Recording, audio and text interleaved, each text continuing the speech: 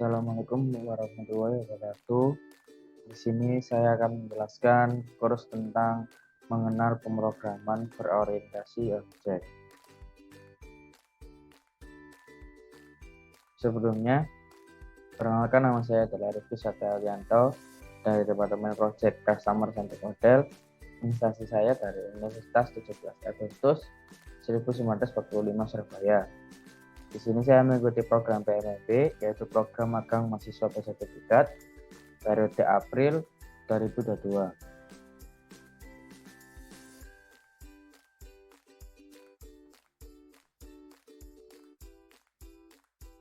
Di sini saya akan menjelaskan yang pertama, yaitu paradigma PBO. Ide dasar dari bahasa berorientasi objek adalah mengkombinasi data dan fungsi untuk mengakses data menjadi sebuah kesatuan unit. Unit ini dikenal dengan nama objek. Objek yang sebenarnya mencerminkan pola kerja manusia dalam kehidupan kerja sehari-hari.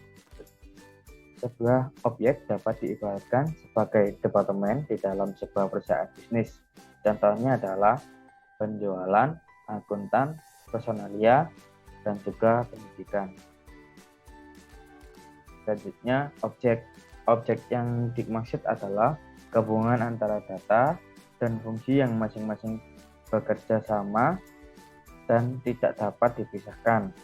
Gabungan dari data dan fungsi tersebut akan membentuk suatu objek-objek yang aktif dari kumpulan beberapa objek yang sama, akan membentuk struktur baru yang disebut dengan kelas. Di sini ada beberapa konsep dasar dari objek, yaitu ada 3, ada identical, dan juga ada behavior dan juga state. Yang selanjutnya ada karakteristik objek. Yang pertama ada identitas. Identitas berarti data diukur mempunyai nilai tertentu yang membedakan identitas, dan inilah yang disebut dengan identitas. Lalu ada contoh. Singa merupakan objek dari binatang buas. Manusia adalah objek dari makhluk hidup. Keyboard merupakan objek dari perangkat keras komputer. Mobil merupakan objek dari alat transportasi. Dan juga yang ada juga PC juga yang termasuk dalam bentuk objek.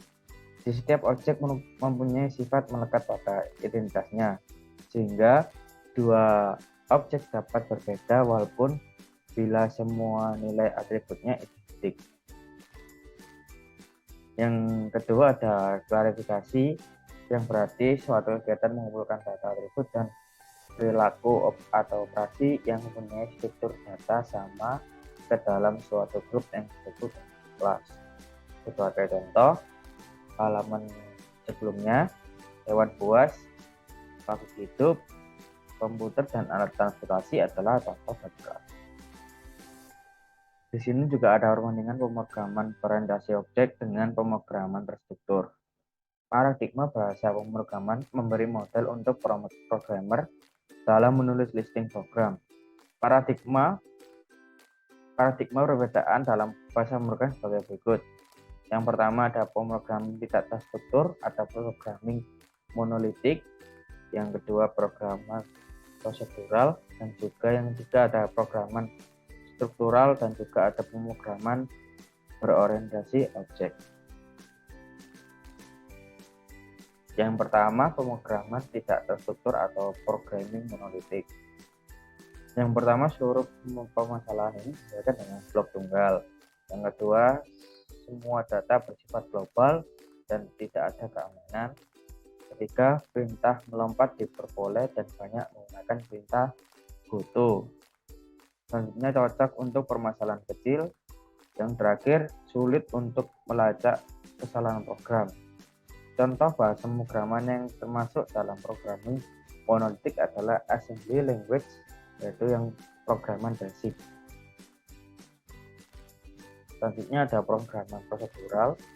Masalah yang diberikan bagi dalam beberapa submasalah tergantung pada fungsinya. Masalah tersebut prosedur atau metode. Prosedur apapun dipanggil pada setiap saat selama pelaksanaan program. Program ini memiliki variabel global dan lokal. Seperti halnya pada gambar yang ada di PPT ini, di sini memberitahukan bahwa di atas dari main program adalah global dan juga lokal.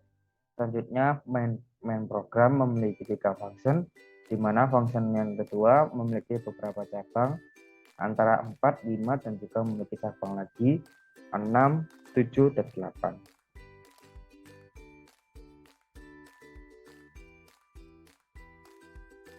Programan prosedural memiliki fitur, yaitu program besar yang terbagi dalam fungsi kecil atau prosedur. Yang kedua, menggunakan pendekatan programan top-down. Yang ketiga, data bergerak bebas dari satu fungsi ke yang lain. Yang keempat, sebagian besar fungsi berbagi data umum. Yang terakhir, penekanan diberikan untuk algoritma. Ada juga kekurangan dari pemrograman prosedural, yaitu sangat sulit mengidentifikasi data yang digunakan oleh beberapa fungsi, sulit untuk melacak kesalahan program. Ada juga programan berorientasi objek. Program ini dibagi menjadi jumlah unit kecil yang disebut dengan objek. Data dan fungsi merupakan properti objek. Data dari objek hanya dapat diakses oleh fungsi yang terkait dengan objek tersebut. Fungsi satu objek dapat mengakses fungsi objek lain. Fitur dari pemrograman berorientasi objek, yang pertama, penekanan diberikan pada data daripada prosedur. Masalah dibagi menjadi objek. Yang ketiga, struktur data dirancang sedemikian rupa sehingga mereka mengatur objek. Yang keempat, data dan fungsi yang diikat bersama-sama. Lalu ada penyembunyian data adalah mungkin. Lalu ada data baru dan fungsi dapat dengan mudah dibuat. Objek dapat berkomunikasi satu sama lain dengan menggunakan fungsi. Pendekatan bottom up yang digunakan dalam membuat program. Terima kasih telah mengikuti kurs saya, dan juga ketika saya ada salah atau ketika saya membaca terlalu cepat.